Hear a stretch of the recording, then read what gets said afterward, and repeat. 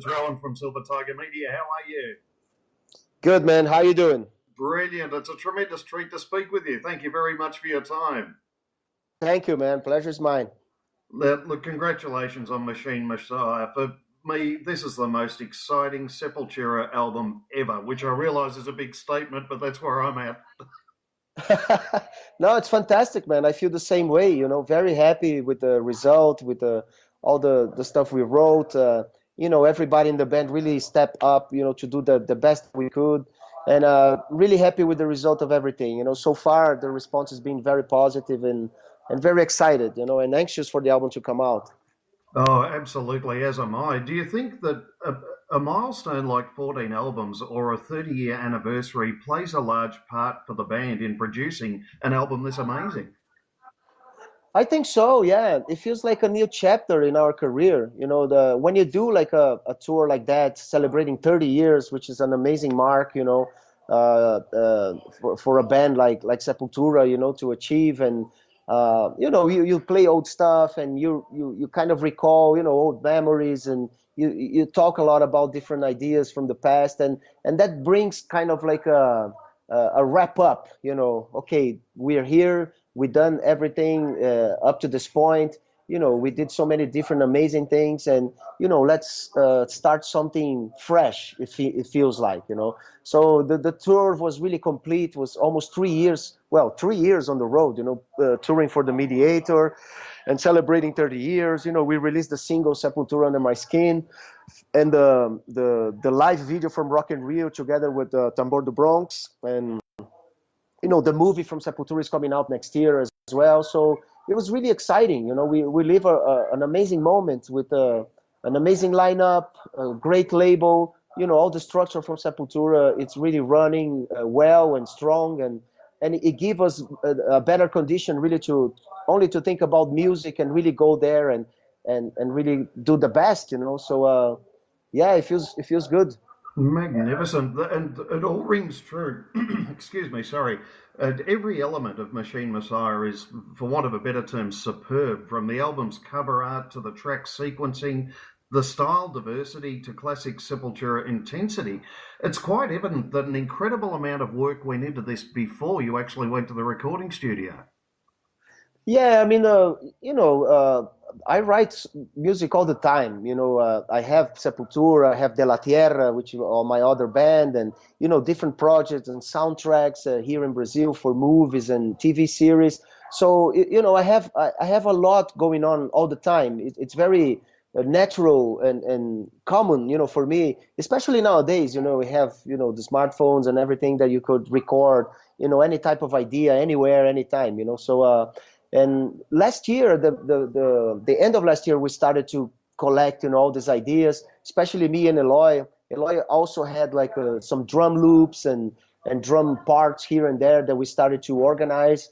And then in February this year, we went to the studio and really started develop the songs and the ideas. So we had the title very early in the process, Machine Messiah, and all that we want to talk and the direction we want to go. And every time we like to do a demo and a pre-production as more complete as we can.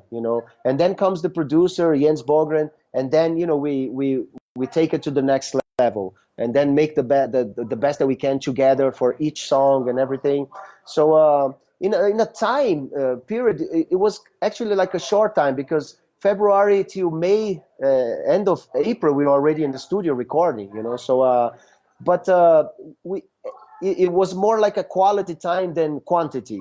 Every time we were in the practice room, we really worked hard, all the possibilities. I came back home, and in my portable studio, Pro Tools, I work on different editions and different possibilities, and put extra guitars. Anyway, it was a lot of work involved in that respect. So we used our time the best that we could, and it worked out great. It worked out perfectly. Absolutely. How was working with Jens Volgren? Oh, fantastic, man. He's a amazing guy.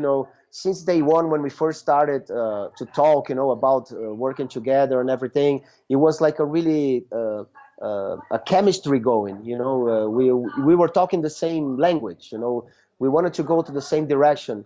He was happy to be with Sepultura. We talked to bands that worked with Jens before, like Moonspell and Creator, Opeth and Angra, Mm. all amazing references, very positive references. People love to work with him. And we went to Sweden. Since Chaos AD in 93, we didn't record anything in Europe. So it was great to go back there and have like a nice new vibe. It was around May, was nice, the summer, beginning of the summer and everything. So we could really focus 100% on the album and do the best that we could, and Jens was fantastic. He's very keen to details, very disciplined, very professional, great sense of humor, which is very necessary, Most in a certainly. project like that, And it was awesome. He's an amazing producer, a great musician, with a lot of sensitive, towards like how, a song should be presented. And yeah, like I said, we were working towards the same goal. And he brought, like, for instance, the suggestions to use the violins from Tunisia, which opened so many new possibilities and new ground, to work, especially on guitar leads and stuff like that. So it was fantastic, man. It was perfect choice. Oh, wonderful. Now, the cover art was created by the brilliant morbid surrealism artist in Camille De La Rosa. How did that Yes. collaboration come about? Yeah, yeah, like I said, we had the name and the kind of the concept that we want to follow very early in the beginning of the writing process, working on the demos and everything. And during the early days there, I went to the internet to try to find something new. My idea was, what the hell? I mean, we know so many different artists, around the world that works with great bands and do amazing covers and everything.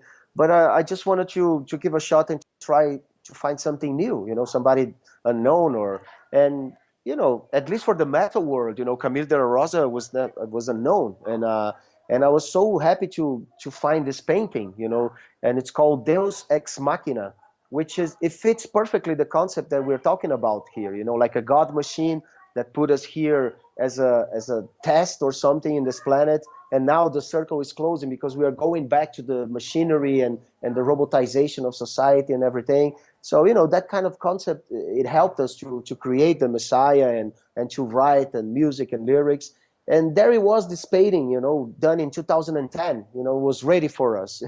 And it seems like she did for us without knowing, So and then I contacted her and I told her I was really impressed by by her style. She's from the Philippines, which also it has a totally different approach of the world, compared to Europe or the Americas. It has like a different style and a different attitude, and so all around was just very new and very positive, And she was so happy to be a part of this, and it was great.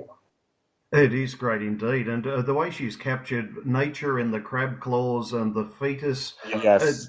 it's like we have surrendered ourselves and nature to the machine messiah. Uh, It's unbelievable. It really is. It's unbelievable. It's like you know, it was there like 6 years ago. She painted that, and now in one afternoon I was looking for, and then the painting comes, and it's fantastic. I mean, I really believe there's some type of energy when you have an idea in your head, and you work towards there with good vibrations and everything, and things start to happen. There's no explanation. Indeed, as you say, an entirely new chapter for Sepultura, no two ways about it. If we return back to the music for just a moment, what strikes me incredibly is the sequencing. It is sequenced to absolute perfection. You ease us in with the title track, but before long we discover that none of the furiosity of Sepultura has been lost in any way. Exactly. I mean, I think it's a metal tradition, to build albums. I mean, you see nowadays, pop artists that release singles and stuff. It loses all the magic. It turns to be like a robotic business. I mean, we like to keep that album concept. So we wrote the album thinking about that, side A and side B, you know, like a epic opening for the side B and a closing with instrumental in side A, you know, that kind of stuff that metal has so much, you know, and that help us a lot really to build the sequence and how the album should tell the story and everything. And uh, I mean, every song it has a very strong identity. Each one of them, you know. So in doing so, it's much easier to build the vibes and how the song should finish and the other start and stuff like that, you know. And it's great because one song feeds from the other, you know. Now, of course, you can listen the song separately, but you know, you have to go to the journey, you know. At least on the first time when you listen to the album, it's Yeah. great, you know, from start to end, that you're going to understand why each song has a certain characteristic and it is at the place it is, you know. And but I mean, that's the magic, I think, of the album. You know, the vinyl. You have the cover there, like in a big size, and you can enjoy there listening to the music. You know, it's magic. You know, that's why we're here, basically. You know, listening to our idols and you know trying to copy them, and here we are. Absolutely, and this is a definite for violent vinyl, no two ways about it. As you say, every track has its own identity, but it also has its own elements. If we look at Phantom Self, it introduces in a Middle Eastern style, and then we find it littered throughout with orchestral blasts like there's a Mozart on acid or something in there. Excellent. I love that. But yeah, I mean, heavy metal always had like a strong classical influence, and you know, and metal survived as a strong, you know, format of music of expression till today because of that. You know, because it has embraced many different influences from other styles of music. You know, of course, Sepultura with the Brazilian music, and you know, the classical music. It's there everywhere in so many different bands, and you know, it's great. And it's cool. Phantom Self, it mixes the maracatu, which is a Brazilian style from the northeast of Brazil, with violence from Tunisia. You know, so you know it's great the combination, and was done in the later stages because it was a suggestion to use the violence from Jens. You know, so we were there like working already on drums and everything, and it's great. It fitted so perfectly, and I like that kind of cultural mixture. You know, I think music is great to unite people. You know, rather than you know like religious or political ideas that were created to separate people and stuff. You know, so I think that's a really nice combination of different languages in music that you know it creates something new. It was awesome. It is indeed, and it is almost a language. The furious duel with yourself and the violin almost represents a struggle. Yeah, yeah. It's tense, it's beautiful, and it's alive. You know, I think that was the feeling. You know, really to have that kind of communication, that type of energy exchange. You know, and it was so great because the violins opened so many new grounds. You know, to work on the guitar and everything, and it's like I said, you know, Jens was talking the same language. You know, he saw elements that could really add to the song and really and even make the song even better. You know, so it was fantastic. Most certainly. And then we have Alethea, which is introduced with the drums, leading into a guitar air of foreboding. It's incredible. I'm presuming this track is based on the disclosure of truth around the principles we've been fed throughout life. Would that be in any way accurate?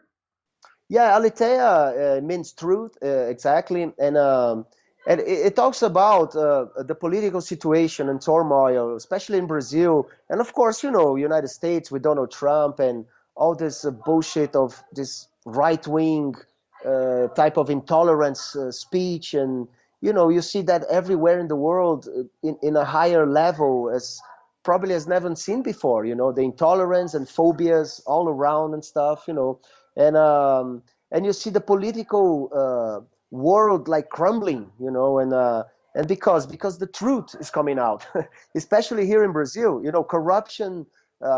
We came into a level of corruption never seen before in history, you know, probably in the world, and now justice is working because from like you know like 5 to 4 or 5 years we have like many the police operations that are putting big politicians in jail, you know, and a lot of money are coming back to the public, you know, safes and stuff. So something is happening, and Alitea is one of the names of those operations. They are putting politicians in jail. So it's a turmoil. It's a very difficult time, but at the same time, very exciting time because something is actually happening. In the unity level here, always are at the highest level. People simply don't go to jail; they can do anything here. But finally, we have this justice system that actually found a way, to work and to pressure the politicians really to be what they're supposed to be, and do something for the country, not for themselves only. Indeed, and you carry the angst and anger of such times so brilliantly in this track. But then we have Iceberg Dances, which is an amazing journey. It's incredible. How does this track fit into the overall theme for you?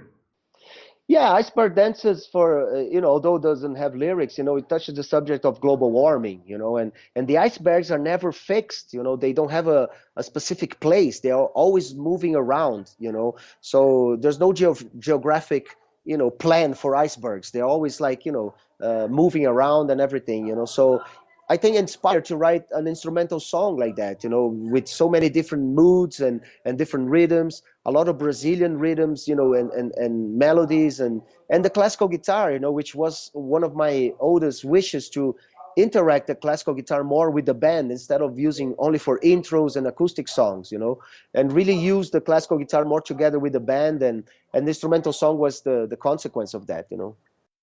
Absolutely, and it's brilliantly represented in that track. But that's amazing. I mean, it seems in that track that there's no need for words. It doesn't matter about dialogue anymore. It speaks its own language beautifully.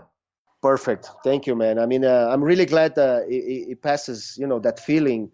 And it's great, music doesn't need words, to reach people, So it's great that we have this opportunity, and I think it was a perfect album to put a song like that. Most certainly. And Andreas, I realise that you are pressed for time. I could speak to you about this album all day. It's a magnificent piece, magnificent collection, and I think the best yet. Thank you. My pleasure. Thank you very much. Now, hopefully, we have more chances to chat and stuff. And Sepultura will be touring the world for sure. And very soon, hopefully, we can confirm some dates in Australia and, hopefully see you all soon. Indeed. We'll look forward to that. It's been a little while, but we can't wait for your triumphant return. Thank you very much, man. Thank you, Andreas. Please take care, and thank you for such a brilliant way to kick off 2017. Awesome. Thank you. You too, man. Bye bye.